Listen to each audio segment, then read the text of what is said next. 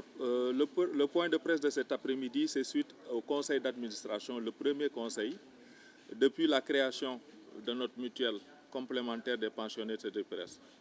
Donc, le premier conseil a mis en place un bureau exécutif avec des prérogatives, charge de travailler sur la mise en place et le démarrage des activités de la mutuelle complémentaire. Ça fait 6 mois que le bureau a travaillé sous l'égide du président M. Cheikh Ahmed Tidiane Gaye, donc a mis en place. Aujourd'hui, on était venu proposer au conseil d'administration les paramètres généraux de travail, le budget de fonctionnement, et pour prendre quitus du conseil d'administration et démarrer effectivement à partir du mois de mars les activités de la mutuelle complémentaire des pensionnés de l'IPRES. Le plan Sésame, on a bénéficié, comme toute personne âgée, au-delà de 60 ans. Mais on n'est pas encore au niveau de la caisse de la mutuelle. C'est pourquoi nous avons pris sur nous, compte tenu de la précarité et des problèmes compte tenu du troisième âge de santé, de prendre sur nous-mêmes, de mettre en place une mutuelle complémentaire. La mutuelle complémentaire vient en appoint des prestations de l'IPRES qui nous prend en charge sur le plan médical.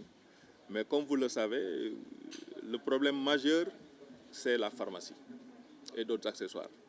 Donc c'est pourquoi on s'est réunis en étant solidaires pour pouvoir mettre en place et venir en appoint des structures existantes comme l'IPRES, comme le plan de Sésame, pour avoir une bonne santé pour le troisième âge.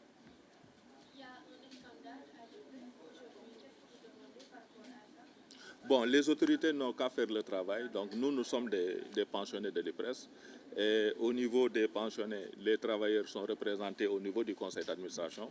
Moi, je pense que les organes de contrôle feront le travail nécessaire et nous revenir. Et quelles sont vos principales recommandations? Qu'est-ce que vous attendez de l'État? L'État qu'ils accompagnent davantage le troisième âge, hein, c'est une problématique.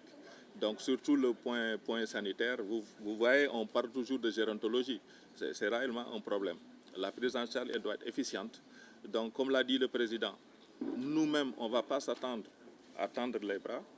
On s'y met, on y va de nos propres moyens et on attend un soutien de l'État, de l'IPRES et de toutes les structures de nos sociétés d'où nous venons, où on a fait plus de 30 ans ou 40 ans d'ancienneté.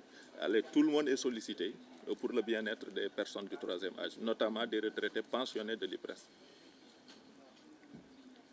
Merci beaucoup.